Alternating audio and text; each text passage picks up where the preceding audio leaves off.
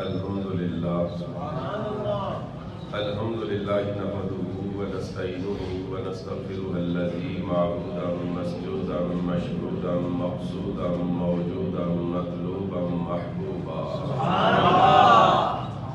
والصلاة والسلام على رسوله النبي القوي الحفي الولي الجلي الأمي المكي المدني العربي الحجازي المدرب القريشي الهاشمي المطلبي وعلى آله وأصحابه وأتباعه وأزواجه وأولاده وأحبابه وآبائه وأنصاره وأهل بيته الطيبين الطاهرين المطهرين الأكملين الأجملين أما بعد فأعوذ بالله من الشيطان الرجيم بسم الله الرحمن الرحيم قال الله تبارك وتعالى في كلامه المجيد وفرقانه الحميد وقرآنه الرشيد وما أرسلنا من رسول إلا ليطاع بإذن الله صدق الله العظيم إن الله وملائكته يصلون على النبي يا أيها الذين آمنوا صلوا عليه وسلموا تسليما وبعد الصلاة والسلام عليك يا رسول الله وعلى آلك وأصحابك يا حبيب الله الصلاة والسلام عليك يا سيد المرسلين وعلى آلك وأصحابك يا خاتم النبيين فتح باب نبوت پہ بے حد درود ختم دور رسالت پہ لاکھوں سلام در مصطفیٰ پہ صدا کر رہے ہیں یہ فرض محبت ادا کر رہے ہیں اور ہم تو خطا پہ خطا کر رہے ہیں کرم ہے کہ ان کا نباہ کر رہے ہیں محمد کی جو بھی صلاح کر رہے ہیں وہ دوزخ سے خود کو رہا کر رہے ہیں نبی پہ میں نثار ہو گیا نازش بہار ہو گیا بھیجتا تھا ان پہ میں درود فضل کردگار ہو گیا اور سن کے ذکر شہر مصطفیٰ یہ دل بے قرار ہو گیا وہ خدا کا یار بن گیا جو مصطفیٰ کا یار ہو گیا اور جن کو نبی سے پیار ہو گیا ان سب کا بیڑا پار ہو گیا واجب سر احترام لائق سر تقریم حضرات گرامی قدر معزز و محترم محتشم سامعین میں نے آپ حضرات کے سامنے قرآن مجید فرقان حمید کی ایک آیت مبارکہ کے کچھ الفاظ پڑھنے کا شرف حاصل کیا اس میں اللہ تعالیٰ نے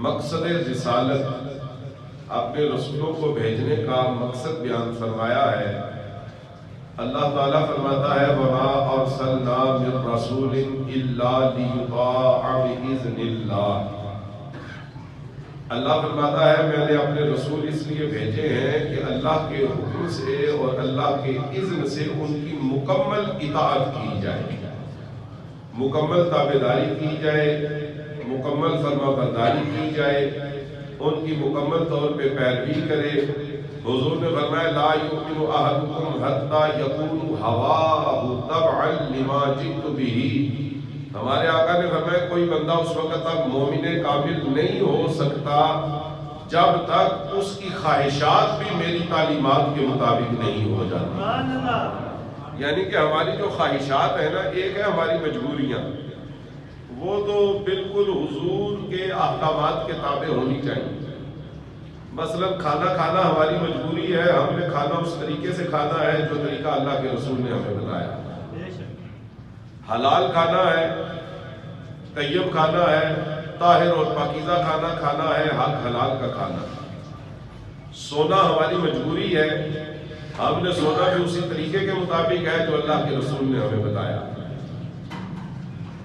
بیوی کے ساتھ ہم بستری کرنا یہ ہماری مجبوری ہے، یہ بھی اسی طریقے سے کرنی ہے جو اللہ کے رسول نے ہمیں بتائی۔ حضور اتنے بڑے معلم تھے، انہوں نے ریاستوں کا نظام چلانے سے لے کر استنجا کرنے تک کے طریقے بھی اپنے ماننے والوں کو بتا دیے۔ میرے محترم سامعین، حضور نے بکریاں چرانے کے طریقوں سے لے کر انسانوں کے اوپر حکومت کرنے تک کے طریقے بھی اپنے ماننے والوں کو بتا رکھے۔ تاجر ہے تو اس نے دکانداری کیسے کرنی ہے، ٹیچر ہے تو اس نے بچوں کو پڑھانا کیسے ہے، باپ ہے تو اولاد کو پالنا کیسے ہے، ماں ہے، بیوی ہے تو اس نے شوہر کے ساتھ کیسا رویہ رکھنا ہے، اگر کوئی انسانوں کی بستی میں رہتا ہے تو اس نے پڑوسیوں کے ساتھ کیسا میل جول رکھنا ہے، اپنی برادری میں کس طرح رہنا ہے، اگر سپاہ سالار ہے تو سپاہیوں سے اس کا رویہ کیسا ہونا چاہیے، کارخانے کا مالک ہے تو مزدوروں سے رویہ کیسا ہونا چاہیے، عالم ہے تو اس نے اپنے علم کو استعمال کیسے کرنا ہے۔ قربان جائیے، زندگی کا کوئی شعبہ حضور نے چھوڑا نہیں جہاں پہ اپنے ماننے والوں کی حضور نے رہنمائی نہ فرما دی۔ میرے معزز و محترم سامعین، حضور نے ہر معاملے میں امت کی رہنمائی کا فریضہ سر انجام دیا، اور صحابہ کرام پہ قربان جائیے، انہوں نے پھر حضور کی مکمل اطاعت اور فرما برداری کر کے امت کو بتایا۔ وہ دیکھیں نا، کچھ لوگ تو کہتے ہیں کہ حضور کی بیٹیاں اتنی تھیں، ہم کہتے ہیں اتنی تھیں، وہ کہتے ہیں نہیں جی وہ باقی بیٹیوں کا تو ہمیں پتہ ہی نہیں، صرف ایک ہی بیٹی تھی، آپ کہتے ہیں 4 بیٹیاں تھیں۔ میرے محترم سامعین، بیٹیوں کی تعداد کے اندر صحابہ کو غلطی کیسے لگ سکتی ہے؟ صحابہ نے ہمیں بتایا ہے کہ حضور کی 4 بیٹیاں تھیں۔ عزیزان گرامی قدر، صحابہ نے بتایا ہے 4 بیٹیاں تھیں، صحابہ کی گواہی کیسے غلط ہو سکتی ہے؟ جن صحابہ نے ہمیں یہ تک بتا دیا ہے کہ حضور کی داڑھی کے اندر اتنے بال سفید تھے اور سر کے اندر اتنے بال سفید تھے، جنہوں نے اپنے نبی کی داڑھی اور بال کے سفید بال گننے میں غلطی نہیں کھائی، وہ نبی کی بیٹیاں گننے کے اندر کس طرح غلطی کھا سکتے ہیں؟ اس لیے صحابہ کرام سے بڑی گواہی کسی کی نہیں ہو سکتی۔ ان کی حضور کی ایک ایک چیز کے اوپر نظر تھی۔ صحابہ کرام نے حضور کی کامل، مکمل 100% 100% تابعداری، اطاعت اور فرما برداری کر کے دنیا کو دکھا دی۔ آگے سے پھر پوری کائنات صحابہ کرام کی تابعداری کر دی۔ میرے معزز و محترم سامعین، اس زمانے میں بھی اگر کسی نے حضور کے ساتھ وفاداری کی ہے تو اللہ کے رسول نے اسے بھی بڑے درجے عطا فرمائے۔ اکتوبر کے مہینے میں غازی علم دین رحمت اللہ علیہ شہید ہوئے۔ اب میں ان کی زیادہ باتیں آپ کو کیا بتاؤں۔ جب میاں والی جیل سے ان کا جسد خاکی علامہ اقبال رحمت اللہ علیہ کی رٹ کے اوپر ان کی کوششوں کی وجہ سے 2 مہینے 8 دن کے بعد غازی علم دین شہید کا جو جسم ہے وہ میاں والی جیل سے نکال کے لاہور لایا گیا، دوبارہ جنازہ پڑھا گیا، بلکہ وہی جنازہ تھا، انگریزوں نے ان کا کیا جنازہ پڑھنا۔ 2 مہینے 8 دن کے بعد جسد خاکی نکالا گیا اور لاہور پہنچایا گیا۔ اس وقت لاہور کی آبادی 2 لاکھ تھی، آپ انٹرنیٹ پہ چیک کر لیں، 1931 کی بات کر رہا ہوں، 2 لاکھ آبادی تھی پورے لاہور۔ اب 2 لاکھ کی آبادی میں جنازہ کتنا ہونا چاہیے؟ پھر 2 لاکھ کی آبادی میں 1 لاکھ عورتیں کر لیں، باقی 1 لاکھ مرد رہ گئے۔ اب 1 لاکھ مردوں میں آپ 25,000 بچے کر لیں چھوٹے، باقی 75,000 رہ گئے۔ 75,000 میں سے 25,000 اور نفی کر دیں، وہ اپنی مجبوریوں میں ادھر ادھر مصروف ہوں گے۔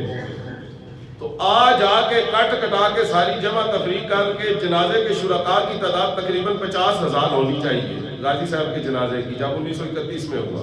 پھر 2 لاکھ آبادی ہے، عورتوں نے تو پڑھنا نہیں تھا، لاکھ عورتیں ویسے چلی گئی، 25,000 بیچ میں سے بچے نکل گئے، 25,000 ویسے نکل گئے، باقی تقریباً 50,000 بندہ جنازے میں ہونا چاہیے۔ اب اگر آپ اس وقت بھی سبحان اللہ نہ کہیں تو پھر زندگی میں سبحان اللہ کہنے کا کوئی وقت نہیں آئے گا۔ آج تک اس زمانے کے اخبارات گواہی دے رہے ہیں کہ 2 لاکھ آبادی والے شہر میں غازی صاحب کے جنازے میں شرکت کرنے والوں کی تعداد 6 لاکھ سے بھی زیادہ ہو گئی. آواز بلند ہاتھ اٹھا کے کہیے سبحان اللہ. تاجدار ختم نبوت زندہ باد زندہ باد. تاجدار ختم نبوت زندہ باد زندہ باد. تاجدار ختم نبوت زندہ باد زندہ باد. سبحان اللہ. رتبہ شہید ناز کا کر جان جائیے قربان جانے والے کے قربان جائیے. سبحان اللہ. وہ غازی علم دین شہید جسے اس کے ماں باپ نے مسجد میں قرآن پاک پڑھنے کے لیے بھیجا تو ہفتے کے بعد نوناریہ مسجد آج بھی لاہور کے اندر موجود ہے. وہاں کے امام نے کہا یہ بچہ پہلا صفحہ بھی نہیں پڑھ سکتا, قاعدے کا پہلا صفحہ بھی نہیں پڑھ سکتا, ذہنی استعداد اتنی ہے. مکتب کے اندر داخل کروایا گیا, استادوں نے ہاتھ باندھ دیے, انہوں نے کہا اس کو کسی کام کے اوپر لگا دیں, یہ بچہ پڑھنے والا نہیں ہے. پھر جوڑی پلے کے کام کے اوپر ماں باپ نے لگا دیا. میرے محترم سامعین, کیونکہ کہتے ہیں کہ وہ ان کا پیشہ یہی تھا, تب کھانوں والا کام کرتے تھے. جوڑی پلے کے کام میں لگا دیا, عمر 18 سال ہو گئی مگر کیل ٹھوکنے کا بھی طریقہ نہیں آیا تھا. ساتھ والا دکاندار انہیں نہیں جانتا تھا, جس محلے میں رہتے تھے دوسری گلی والوں کو پتا نہیں تھا کہ علم دین کون ہے.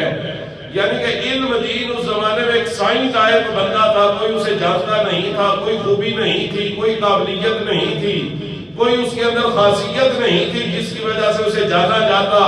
لیکن قربان جائیے جب انہوں نے نبی کے گستاخ کو قتل کیا, اللہ کی قدرت دیکھی ہے جسے دوسری گلی والے نہیں جانتے تھے, شام سے پہلے پہلے ہندوستان کے ایک ایک گھر میں غازی علم دین کا نام گونجنا شروع. اللہ عزت عطا فرما دیتا. میرے محترم سامعین, اب وہ گستاخ واقعی گستاخ تھا. اس کا یہ مطلب نہیں کہ ہر بندہ اٹھے اور بندوق اٹھا کے فائرنگ شروع کر دے. نہیں, گستاخ کا پہلے پوچھنا چاہیے علماء کرام سے آج کہ فلاں بندے نے یہ بات کی ہے. بعض باتیں ایسی ہوتی ہیں کرنے والا کر جاتا ہے, ہوتی غلط ہے مگر گستاخی کے زمرے میں نہیں آتی, ان کی وجہ سے بندہ واجب القتل نہیں ہوتا. لہذا علماء سے رہنمائی لینی چاہیے. یہ جو بڑے بڑے غازی گزرے ہیں نا, غازی مرید حسین ہوئے بھلا کریالہ چکوال والے, غازی ممتاز حسین قادری ہوئے, غازی علم دین شہید ہوئے, غازی غلام محمد جیلمی ہوئے, انہوں نے اپنی مرضی سے گستاخ نہیں مارے, انہوں نے ان گستاخوں کو مارا ہے جن کو ہر مسلک کے عالم نے واجب القتل قرار دیا تھا. گستاخ ڈکلیئر کرنے کا حق صرف علماء کرام کے پاس ہے. جب تک وہ باقاعدہ تحریری طور پہ نہ بتائیں کہ یہ بندہ گستاخ ہے, اس وقت تک کسی کو قدم نہیں اٹھانا چاہیے. قانون موجود ہے, اس کا سہارا لینا چاہیے. میرے محترم سامعین, عزیزان گرامی قدر, انہوں نے جو گستاخ مارے انہیں تو تمام مسالک کے علماء نے گستاخ کہا تھا. مثلا جیسے سلیمان رشدی ہے ایران کا, بنگلہ دیش کی تسلیمہ نسرین ہے, یہ وہ گستاخ ہیں جنہیں ہر ملک کے تمام علماء نے متفقہ طور پہ گستاخ رسول قرار دیا. تو ایسے ہی نہیں کہ کسی بندے کی بات سے ہمیں ویسے ہی اختلاف ہو جائے اور ہم کہیں یہ بندہ گستاخ رسول ہے. نہیں, ہر بندے کو کسی کو بھی گستاخ قرار دینے کا حق حاصل نہیں. صاحبان گرامی قدر, غازی علم دین شہید کا نام شام سے پہلے پہلے پورے ہندوستان میں گونجنا شروع ہو گیا. اور قربان جائیے غازی صاحب کے اوپر ان کے استادوں نے تو کہا تھا قاعدے کا پہلا صفحہ نہیں پڑھ سکتے. انہیں بے کا نہیں پتا کہ بے کے نیچے نقطے کتنے ہیں, تے کا نہیں پتا کہ اوپر کتنے نقطے ہیں, سے کا نہیں پتا کہ نیچے کتنے نقطے ہیں, حروف کی پہچان نہیں ہے. مگر جب وہ میاں والی جیل کے اندر قید تھے, بڑے بڑے مشائخ ان کو ملنے کے لیے گئے اور واپس آ کے بتاتے تھے ہم نے جب غازی صاحب کو ملے وہ ہمارے سامنے زبانی قرآن پاک پڑھنا شروع کر دیتے تھے اور کہیں پہ انہیں غلطی بھی نہیں لگتی. ایک دو مشاہد نے یہاں تک بیان کیا کہ ہمیں انہوں نے کہا فلاں سورت سنائے, ہم وہ سورت سنانا شروع ہوئے جہاں پہ غازی صاحب کے روب کی وجہ سے ہم رک جاتے تھے. غازی صاحب ہمیں لقمہ دے کے بتایا کرتے تھے آگے سے یہ والی آیت ہے, ہم وہ پڑھنا شروع کر دیتے تھے. اور انہوں نے پوچھا آپ کو تو ناظرہ بھی نہیں پڑھنا آتا تھا, آپ نے قرآن کہاں سے سیکھا؟ غازی صاحب فرماتے تھے جس کے اوپر قرآن نازل ہوا ہے وہ نبی خود مجھے قرآن پاک پڑھا کے واپس کرے گا. رتبہ شہید ناز کا اگر جان جائیے, قربان جانے والے کے قربان جائیے. عزیزان محترم, حضور کا ہمارے اوپر حق ہے کہ ہم سب سے زیادہ حضور سے محبت کریں. اور اللہ تعالیٰ نے پتہ ہے ہمیں قرآن میں مخاطب کر کے کیا فرمایا؟ اللہ نے فرمایا اگر تمہیں سب سے زیادہ حضور سے محبت نہیں ہے فَتَرَبَّصُوا حَتَّى يَأْتِيَ اللَّهُ بِأَمْرِهِ, اللہ نے فرمایا پھر میرے عذاب کا انتظار کرو, کسی بھی وقت آ جائے. بس اگر سمجھ جائے تو یہ بات بڑی بات ہے. تمہارے کاروبار کے اوپر عذاب آ سکتا ہے, آل اولاد کے اوپر آ سکتا ہے, گھر اور خاندان کے اوپر آ سکتا ہے, مال دولت جائیداد جاگیر کے اوپر عذاب آ سکتا ہے. اللہ نے فرمایا اگر سب سے زیادہ میرے نبی سے محبت نہیں ہے تو میرے عذاب کا, میرے امر کا فَتَرَبَّصُوا حَتَّى يَأْتِيَ اللَّهُ بِأَمْرِهِ, پھر میرے عذاب کا انتظار کرنا شروع کر دیا. صاحبان گرامی قدر, آج فرانس والوں نے حضور کی عزت کے اوپر حملہ کیا, شدید ترین حملہ کیا, منظم ترین حملہ کیا. پہلے ایک آدھ فرد گستاخ ہوتا تھا, وہاں کی حکومت نے اپنی سرپرستی میں بڑی بڑی سکرینیں لگا کر حضور کے خاکے دکھائے ہیں. خاکوں کا مطلب ہے کارٹون. وہ بندے سمجھتے پتہ نہیں خاکے کس کو کہتے ہیں. جس طرح سیاستدانوں کے کارٹون نہیں بنائے جاتے, اس طرح انہوں نے حضور کے کارٹون مذاق اڑانے کے لیے بڑی بڑی سکرینوں کے اوپر دکھائے. جیسے کچھ عرصہ پہلے ورلڈ کپ میں پاکستان اور انڈیا کا مقابلہ تھا تو بڑی بڑی سکرینیں چوکوں چوراہوں میں لگا کے وہ میچ دکھایا گیا تھا. اسی طرح انہوں نے حضور کے خاکے دکھائے ہیں. یہ فرد واحد کا فعل نہیں, یہ حکومتی سرپرستی کے اندر ہوا ہے, یہ ایک ریاستی اقدام ہے, یہ ریاستی دہشت گردی ہے. باقاعدہ سرکاری سرپرستی میں یہ کام ہوا ہے. یہی وجہ ہے کہ پوری مسلم دنیا, تمام مسلم ممالک سراپا احتجاج بن گئے. سعودی عرب نے بھی اپنے سٹور سے فرانس کی تمام مصنوعات باہر نکلوا دی, سارے ریک خالی ہو گئے. انہوں نے کہا کہ ہم ان کا کوئی چیز اپنے ملک کے اندر نہیں بکنے دیں. عزیزان محترم, اسے کہتے ہیں غیرت ایمانی. ہم آپ سے یہ نہیں کہتے کہ آپ ابھی نکلے جمعے کے بعد اسلام آباد پہنچو, فرانس کی سفارت خانے کے اوپر حملہ کر دیں, ان کی ایمبیسی کو اڑا کے رکھ دیں. چھوڑے دفعہ مارے. حکومت کو چاہیے کہ ان کے سفیر سے کہے کہ یہاں سے دفع ہو جائے, دوبارہ اس ملک کا رخ نہ کرے جب تک تمہاری حکومت معافی نہیں مانگتی اور اپنے اس فعل کے اوپر شرمندہ نہیں ہوتی. یہ حکومت کا فرض بنتا ہے. ہمارا فرض کیا بنتا ہے؟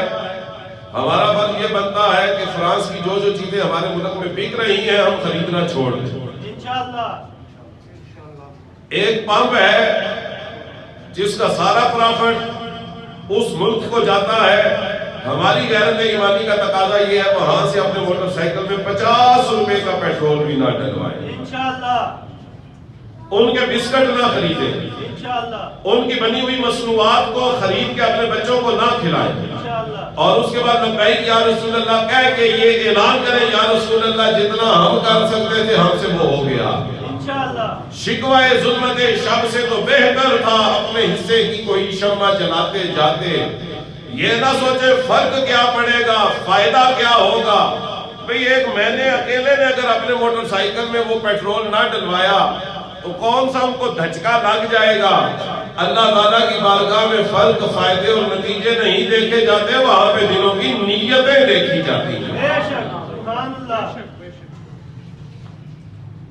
اس لیے یہ ہماری غیرت ایمانی کا تقاضا ہے کہ حضور کی عزت اور ناموس کے معاملے میں ہم حساس نہیں بلکہ حساس ترین ہو جائیں.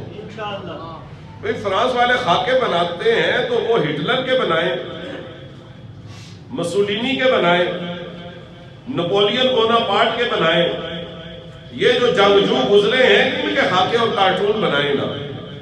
جنہوں نے لاکھوں کروڑوں انسانوں کو اپنے اقتدار کی خاطر موت کی گھاٹ اتار دیا. بھئی جارج بش کے خاکے بنا کے دکھاؤ جس نے مدرسے میں افغانستان میں قرآن پڑھتے ہوئے بچوں کو بھی بموں اور بارود کے ذریعے بھون کے رکھ دیا. ان کے خاکے کیوں نہیں بناتے؟ خاکے بناتے ہو تو اس نبی کے خاکے بناتے ہو جو اپنا لشکر لے کے جا رہے تھے فتح مکہ کے لیے. حضور نے لشکر سے کہا ذرا رستہ تبدیل کر کے لمبے رستے سے ہم نے جانا ہے. صحابہ نے عرض کی یا رسول اللہ کوئی جنگی حکمت عملی ہے؟ حضور نے فرمایا نہیں کوئی جنگی حکمت عملی نہیں، یہ جس رستے پہ ہم جا رہے ہیں آگے کتیا ہے، اس نے چھوٹے چھوٹے بچے دیے ہوئے ہیں، اگر ہم وہاں سے لشکر لے کے گزرتے اس کے بچوں نے خوفزدہ ہو جانا تھا اور میں انہیں خوفزدہ نہیں کرنا چاہتا اس لیے لمبا رستہ اختیار کیا ہے. ظالموں خاکے بناتے ہو تو اس ہستی کے بناتے ہو جس نے کبھی کتوں کے دل کو بھی دکھانا گوارا نہیں کیا. اس لیے ہماری غیرت ایمانی کا تقاضا یہ ہے ہم اس کے اوپر سراپا احتجاج بن جائیں اور ان کی مصنوعات کو خریدنا چھوڑ دیں. اللہ اور اس کا رسول اس کے اوپر ہمیں دنیا اور آخرت میں اجر اور صلہ عطا فرما دے. سبحان اللہ. لبیک لبیک لبیک یا رسول اللہ. لبیک لبیک لبیک یا رسول اللہ. لبیک لبیک لبیک یا رسول اللہ. لبیک لبیک لبیک یا رسول اللہ. سبحان اللہ سبحان اللہ ماشاءاللہ. ہاں یہ جس طرح ابھی آپ نے کہا نا لبیک یا رسول اللہ، جب پیٹرول ڈلوانے لگے یا کسی سٹور سے کوئی بسکٹ خریدنے لگے اور آپ دیکھیں کہ یہ فرانس کے ہیں، اسے وقت لبیک یا رسول اللہ کہہ کے آگے نکل جائے. انشاءاللہ موٹر سائیکل کو کک ماریں، گیئر پہلا لگائے اور ریس دے کے وہاں سے اگلے پیٹرول پمپ کی طرف روانہ ہوا اور کہیں لبیک یا رسول اللہ. انشاءاللہ. یہ نہ دیکھیں فرق پڑے گا یا نہیں، میرا 50 روپے کا نوٹ کیا چیز ہے. نہیں نہیں، کیا پتا آپ کا 50 روپے کا نوٹ اللہ کی بارگاہ میں خربوں ڈالر سے بھی اوپر چلا ہے. آپ کو یاد نہیں جب یوسف علیہ السلام کے اوپر الزام لگایا تھا زلیخا نے، انہوں نے حضرت یوسف علیہ السلام کو بلایا. قرآن کے اندر پورا واقعہ ہے، میں صرف مختصراً بیان کرتا ہوں، اشارہ کرتا ہوں. انہوں نے یوسف علیہ السلام کو دعوت گناہ دی، 7 کمرے 7 تالے لگا. تو یوسف علیہ السلام اٹھ کے بھاگے. اس نے پیچھے سے یوسف علیہ السلام کی قمیض پکڑ لی. قمیض پکڑی تو اس نے آپ کو اپنی طرف کھینچا. یوسف علیہ السلام نے آگے کی طرف زور لگایا، اتنا زور لگایا کہ آپ کی قمیض پیچھے سے پھٹ گئی. جو قمیض کا پچھلا دامن ہے وہ زلیخا کے ہاتھ میں رہ گیا اور یوسف علیہ السلام بھاگے. آگے دروازہ تھا، اسے تالا لگا ہوا تھا، بڑا موٹا بھاری تالا تھا، اتنا بڑا کنڈا لگا ہوا تھا. یوسف علیہ السلام بند دروازے کی طرف بھاگے ہیں اور پوری قوت سے بھاگے. آگے جا کے یہ نہیں کہ آپ نے دروازے کو کک ماری، ٹانگ مار کے دروازہ کھولا، نہیں، اللہ کی مدد شامل حال تھی. جیسے ہی آپ اس کے قریب پہنچے کھٹاک سے تالا کھلا، کنڈا خود بخود باہر ہوا اور دروازہ کھلتا چلا گیا. 7 دروازے اس طرح کھول گئے اور وہ پیچھے پیچھے. جیسے ہی 7ویں دروازے سے نکلے تو زلیخا کا شوہر مصر کا بادشاہ وہ سامنے کھڑا تھا. اس کی آنکھیں پھٹی کی پھٹی رہ گئیں کہ میری بیوی کے بیڈ روم سے جوان بھاگتا ہوا باہر آ رہا ہے، خوبصورت حسینوں کے بھی قمیض پیچھے سے پھٹی ہوئی ہے اور جو دامن ہے وہ زلیخا کے ہاتھ میں ہے. تو زلیخا اس طرح وہ دامن پھٹا ہوا دکھا کے کہہ دیا فما جزاء من اراد باہلک سوءا، کہ میرے شوہر جو تیری بیوی کی عزت کے اوپر حملہ کرے اس کی سزا کیا. یہ ثبوت ہے، اس نے میری عزت کے اوپر حملہ کیا، میں نے اس کے کپڑے پھاڑ دیے. تو یہ اس کا ثبوت ہے. اب آپ اسے سزا دیں. مصر کے بادشاہ نے اپنی عدالت لگا دی. سارے امیر وزیر کبیر عمائدین مشیر سلطنت سارے قبیلوں کے بڑیرے سربراہان اور پوری عوام کو بیٹھ گئی. مجمع لگ گیا. حضرت یوسف علیہ السلام پھٹی ہوئی قمیض کے ساتھ مجرموں کے کٹہرے میں کھڑے ہیں. تو بادشاہ نے مقدمے کی کارروائی کا باقاعدہ آغاز کیا اور اس نے حضرت یوسف علیہ السلام سے کہا کہ اپنے ہاتھ میں کوئی گواہ پیش کر. یوسف علیہ السلام نے پہلے بندے کی طرف دیکھا، اس نے ساتھ نیچے کر دیا. دوسرے کی طرف دیکھا، اس نے بھی اس طرح کیا کہ میں نہیں دے سکتا. حالانکہ حقیقت کا صاحب کو پتا تھا، سارے یوسف علیہ السلام کو جانتے تھے. آپ کہیں پہ پال بھاڑ کے جوان ہو گئے. تیسرے کو دیکھا، اس نے بھی آنکھیں چرا لی. حضرت یوسف علیہ السلام کی نظر چلتے چلتے چلتے ایک عورت دربار کے اندر کھڑی تھی. اس کی گود میں 3 مہینے کا بچہ دودھ پی رہا ہے. آپ نے اس عورت کے اس بچے کو دیکھا اور حضرت یوسف علیہ السلام مسکرائے, اور جب نبوت مسکراتی ہے مقدر بدل جاتے ہیں. حضرت یوسف علیہ السلام نے اس 3 مہینے کے بچے کی طرف اشارہ کر کے کہا کہ یہ بادشاہ سلامت, یہ 3 مہینے کا بچہ جو اپنی ماں کا دودھ پی رہا ہے, یہ آج اللہ کے پیغمبر کی عزت کا پہرے دار بنے گا, یہ میرے حق میں گواہی دے گا. دربار کے لوگ ہنسنا شروع ہو گئے. ابھی ان کی ہنسی رکی نہیں تھی کہ اس بچے نے دودھ پینا چھوڑا. اس نے بات سن لیا نا کہ 3 مہینے کا بچہ سنتا نہیں, اس نے سن لیا. پھر اس نے منہ جو ماں کے سینے کی طرف تھا, کروٹ اپنی بدلی لوگوں کی طرف منہ کیا. 3 مہینے کا بچہ کروٹ بدل نہیں سکتا تھا, مگر سائیوں نے اسے طاقت دی کروٹ بدلنے کی. اس نے ایک ہاتھ اٹھا کے ایسے اپنے سر کے نیچے رکھا. 3 مہینے کا بچہ یہ سٹائل بنا نہیں سکتا, مگر اس نے بنایا. ایک ہاتھ اس نے اٹھایا, وہ اٹھا نہیں سکتا, مگر اس نے اٹھایا. پھر 3 مہینے کا بچہ بولا, بول نہیں سکتا, مگر جنہوں نے اپنی عزت کی حفاظت کے لیے چنا تھا انہوں نے بولنے کی بھی طاقت عطا فرمائی.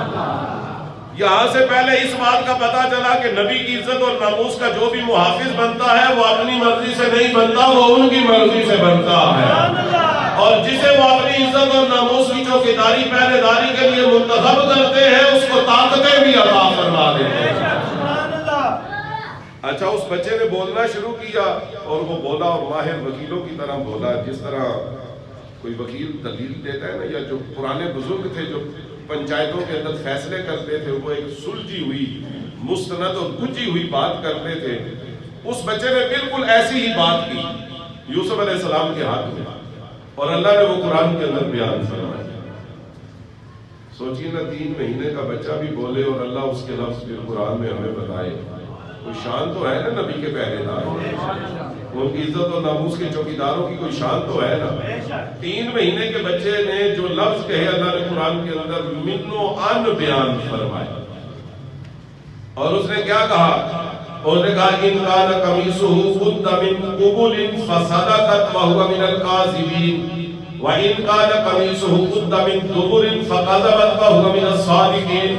اس بچے نے کہا بڑا آسان سا طریقہ ہے, یوسف علیہ السلام کی قمیص دیکھو, اگر آگے سے پھٹی ہے پھر یہ عورت سچی ہے, اور اگر پیچھے سے پھٹی ہے پھر یہ عورت جھوٹی ہے, اور اللہ کا نبی سچا ہے. ذرا ہاتھ اٹھا کے کہیے بابا. انہوں نے کہا اگر پیچھے سے پھٹی ہے پھر یہ سچے, آگے سے پھٹی ہے پھر وہ سچی. پورے دربار کی نظریں حضرت یوسف علیہ السلام کی قمیص کی طرف اٹھی تو پیچھے سے پھٹی ہوئی تھی. قربان چاہیے, دربار میں موجود چھوٹے سے چھوٹے بچے سے لے کے بڑے بزرگ تک ہر ایک کو سمجھ آ گئی کہ عورت جھوٹی ہے اور اللہ کا پیغمبر پاک باز ہے اور سچا ہے. ایمانداری سے بتائیے, 3 مہینے کے بچے نے گواہی دی یا نہیں؟ حق ادا کیا یا نہیں؟ بات دھڑلے سے کی یا نہیں؟ مستند اور گجی ہوئی بات, پکی اور مضبوط اور ٹھوس دلیل دی, لیکن فائدہ کوئی نہیں ہوا. بالکل قطعاً فائدہ نہیں. اتنا بڑا معجزہ اور فائدہ کوئی نہیں. وہ بچہ حضرت یوسف علیہ السلام کو بری نہیں کروا سکتا, سزا سے نہیں بچا سکتا. اس گواہی کے باوجود حضرت یوسف علیہ السلام نے 20 سال مصر کی جیل کے اندر گزارے. 20 سال تھوڑی سزا نہیں, بہت بڑی سزا ہے. این اپنی جوانی کے 20 سال مصر کی جیل میں قید با مشقت حضرت یوسف علیہ السلام نے گزارے. 20 سال جیل میں رہے, اور اب اللہ کی قدرت دیکھیے. اگر سمجھ آئے تو سبحان اللہ بآواز بلند کہنا ہے. ہو سکتا ہے میں اتنا زور نہ لگا سکوں جتنے کی آپ کو توقع ہے. 20 سال کے بعد اللہ نے حضرت یوسف علیہ السلام کو جیل سے رہائی دی, اور جس تخت پہ بیٹھ کے اس بادشاہ نے آپ کو 20 سال قید سنائی تھی, وہی تخت اللہ نے اس بادشاہ سے چھین کے حضرت یوسف علیہ السلام کے حوالے کر دیا. کیا شان ہے اللہ کا، بے شک اس کی قدرت کے کرشموں پہ قربان بے شک جس تخت پہ بیٹھ کے یوسف علیہ السلام کو سزا سنائی گئی تھی 20 سال کی، زمانے نے دیکھا کہ حضرت یوسف علیہ السلام پھر اسی تخت پہ بیٹھے ہیں اور مصر کے اوپر بادشاہت کر رہے ہیں۔ سبحان اللہ۔ اب حضرت یوسف علیہ السلام مصر کے بادشاہ بن گئے۔ وہ جو بچے کی گواہی ہے آپ نے ذہن کے اندر رکھنی ہے۔ سمجھ لیں کہ جس طرح آپ دکاندار کو نہیں کہتے میرا یہ سودے کا شاپر رکھ لو، میں آگے سے ہو کے آتا ہوں تو پھر لے جاؤں گا، سمجھ لیں یہ میں آپ کے پاس امانت رکھوا رہا ہوں 3 مہینے کے بچے کی گواہی، اور میں آگے سے بات لے کے آتا ہوں، آپ نے دونوں کو ملا کے دیکھنا، یا یوں سمجھ لیں رسی کا ایک سرا میں نے آپ کے ہاتھ میں پکڑا دیا ہے، اب اگلا سرا میں لے کے آتا ہوں، دونوں کو آپ نے ملا کے دیکھنا ہے، تو آپ کو سمجھ آ جائے گی ہم نے آج کے زمانے میں فرانس کے اس گستاخانہ حرکت کے اوپر کیا کردار ادا کرنا ہے۔ آپ نے یہ رسی کا سرا اپنے ہاتھ میں رکھنا، یہ نہ ہو کہ میں آگے سے سرا لے کے آؤں اور آپ اس کو چھوڑ بیٹھیں، اسے مضبوطی سے پکڑ کے رکھے کہ 3 مہینے کے بچے نے گواہی دی۔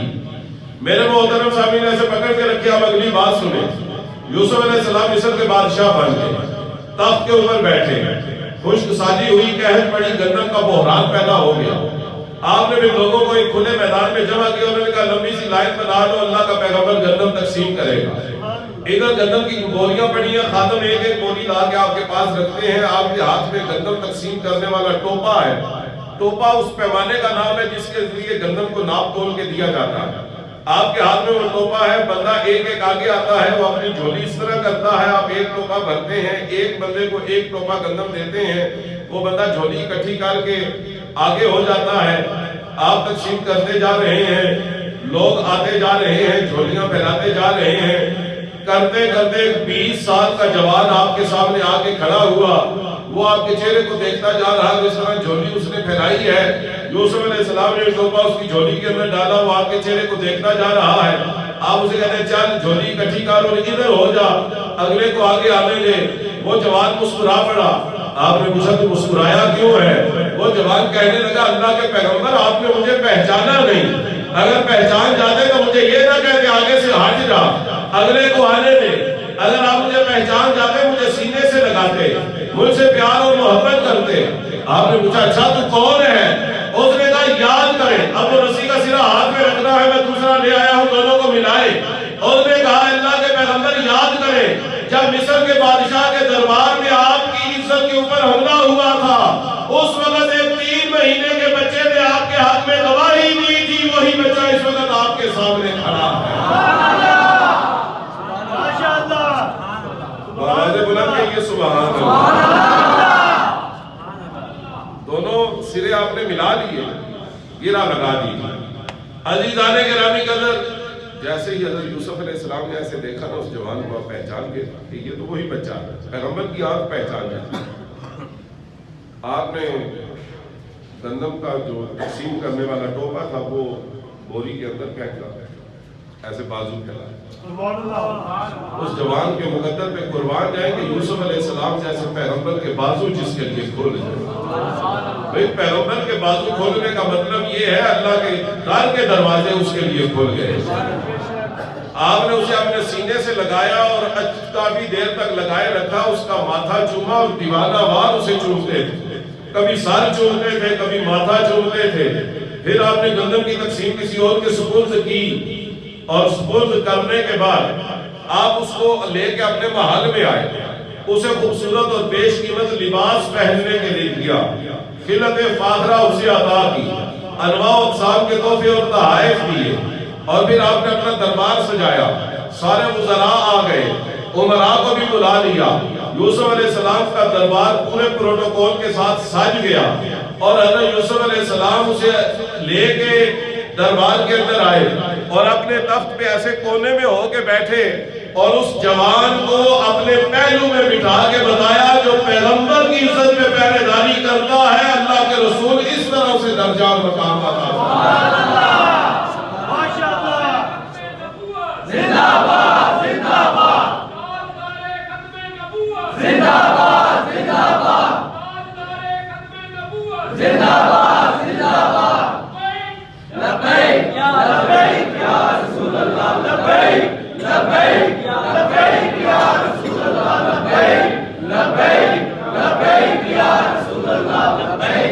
लब्बैक लब्बैक या रसूल अल्लाह। अच्छा, हैरत की बात है, ये वाकया मैंने बार बार तकरीर में बयान किया है, आपने भी शायद एक बार से ज्यादा सुना होगा। मैंने जिस किताब से ये वाकया पढ़ा वहां से बार बार पढ़ा, उस पूरी किताब को पढ़ा, आगे पीछे से पढ़ा, सीधा उल्टा करके पढ़ा। दुआई खुदा की मुझे ये बात कहीं पे नजर नहीं आई कि यूसुफ अलैहिस्सलाम ने उस जवान को कहा, यार तूने तो गवाही दे दी थी, मुझे तो फायदा कोई नहीं हुआ, मैं तो फिर भी 20 साल जेल के अंदर रह गया। यूसुफ अलैहिस्सलाम ने उसको कतई ये बात नहीं की कि तेरी गवाही से फायदा कोई नहीं हुआ था, नतीजा कोई नहीं निकला था, फर्क कोई नहीं पड़ा था, मैं बरी फिर भी नहीं हो सका था, फिर भी मेरी जवानी के 20 साल जेल के अंदर गुजर गए थे। यूसुफ अलैहिस्सलाम ने बरसबीले तज़किरा वैसे भी ये बात उसे नहीं की, जिंदगी भर कभी ये बात नहीं की, आपने हमेशा उसे इज्जत दी। पता चला मेरे मोहतरम सामीन, जब पैगंबर की इज्जत का मामला हो, आप ये ना देखें कि मुझे अकेले के काम करने से क्या फर्क निकलेगा, क्या फायदा होगा, क्या नतीजा निकलेगा, मेरे अकेले से क्या फर्क पड़ सकता है। जब पैगंबर की इज्जत के ऊपर हमला हो जाए, फिर अल्लाह और उसका रसूल फर्क और नतीजे और फायदे नहीं देखते। जो जो अपना हिस्सा डालता है वो उसे उसका अजर और सिला अता फरमा देगा। बेशक, माशाअल्लाह। इसलिए आप फ्रांसीसी मसनूआत का बाइकाट करें इंशाअल्लाह। और आप ये ना देखें कि मेरे 100-150 अगर ना गया तो फायदा क्या होगा, हमने फायदों को क्या करना। भाई पैगंबर की इज्जत पे हमला हो जाए तो हम फायदों को देखते फिरे। नहीं अजीजाने गिरामी कदर, नहीं फायदे नतीजे फर्क नहीं देखे जाते, दिलों की हालतें देखी जाती हैं। शिकवाए जुल्मते शब से तो बेहतर था अपने हिस्से की कोई शम्मा जलाते जाते। हो सकता है हमारा यही गैरत ईमानी का मुजाहिरा अल्लाह को भी पसंद आ जाए, उसके रसूल को भी पसंद आ जाए। इसलिए आप पूरी गारंटी से मैं कहता हूँ, यूसुफ अलैहिस्सलाम ने सारी जिंदगी उस जवान को ये लफ्ज नहीं कहे कि फायदा कोई नहीं हुआ। मेरे मोहतरम सामीन, यूसुफ अलैहिस्सलाम ने उसे अपने पहलू में जगह थी। सारी जिंदगी जहां पे कोई नहीं बैठ सका, पहरेदारी करने वाले को अल्लाह के रसूल ने वहां पे पहुंचा दिया। अल्लाह की वही आई, अल्लाह ने फरमाया मेरे पैगंबर, जितना आपको इससे प्यार है उतना मुझे भी प्यार है। सुभान अल्लाह। जितनी आप इज्जत दे रहे हैं मैं भी इसको उतनी ही इज्जत देता हूं। सुभान अल्लाह। अगर आपकी बारगाह में इसका दर्जा बुलंद है, मेरी बारगाह में भी दर्जा बुलंद है। जिस वजह से आप इज्जत दे रहे हैं उसी वजह से मैंने भी इसको मकाम दिया कि इसने आपकी इज्जत के ऊपर पहरेदारी की है। मेरे मोहतरम सामीन, जरा सोचिए, जो हजरत यूसुफ अलैहिस्सलाम की इज्जत का पहरेदार बन जाए, उसका मकाम ये है जो नबी की आखिर ज़मां हजरत मोहम्मद मुस्तफा की इज्जत का पहरेदार बन जाए, उसके मकाम का आलम क्या। और इस जवान ने सिर्फ बोल के पहरेदारी की, बोल के नामूसे रिसालत की हिफाजत का फरीज़ा सर अंजाम दिया। सिर्फ एक जुमला कहा था और इसने अपना फर्ज अदा कर दिया था। जरा सोचिए, एक जुमला कहने वाले का मकाम ये है, और वो गाजी हजरात जो हुजूर की इज्जत में गर्दनें कटवा के अल्लाह ने उन्हें कितना मकाम अता किया। माशाअल्लाह। आपको गाजी इल्मुद्दीन शहीद का मकाम क्या, जिन्होंने अपनी जान कुर्बान कर दी है हुजूर की नामूस के ऊपर। बेशक बेशक। इसीलिए एक सूफी ने कहा था कि लाहौर के अंदर 2 मज़ारात के ऊपर मैंने सबसे ज्यादा अल्लाह का नूर बरसते हुए देखा। अल्लाह के अनवार तजल्लियात बरसते हुए देखे हैं 2 मज़ारों के ऊपर। एक बहुत बड़ा मज़ार है और एक बहुत ही छोटा सा मज़ार है। कहते हैं 2 मज़ार है, उनके ऊपर सबसे ज्यादा फरिश्ते उतरते हैं। एक दाता गंज और शरी हजवेरी का मज़ार है और दूसरा गाजी इल्मुद्दीन शहीद रहमतुल्लाह अलैह। दाता साहब का मज़ार तो बहुत बड़ा है, उसका तो रकबा ही बहुत ज्यादा। गाजी साहब का मज़ार तो बिल्कुल छोटा सा है मियानी साहब के अंदर, मगर उन्होंने कहा जितने अनवार तजल्लियात दाता गंज और शरी हजवेरी की कब्र पे उतरते हैं, उतने ही अनवार तजल्लियात अल्लाह गाजी साहब की कब्र पे भी नज़र, क्योंकि इन्होंने सबसे बड़ी इबादत की है और वो इबादत है हुजूर की इज्जत और नामूस के ऊपर फहरा दिया। आइए मेरे मोहतरम सामीन, हम इस बात के ऊपर हसास हो जाएं کہ یہ جو سرکاری سرپرستی میں گندی اور غلیظ حرکت کی گئی ہے، ہماری استطاعت کے اندر اتنا ہی ہے کہ ہم ان کی مصنوعات خریدنا چھوڑ دیں اور ہم یہ کام کر کے دکھائیں گے اس اعلان کے ساتھ کہ نماز اچھی، روزہ اچھا، زکوٰۃ اچھی، حج اچھا،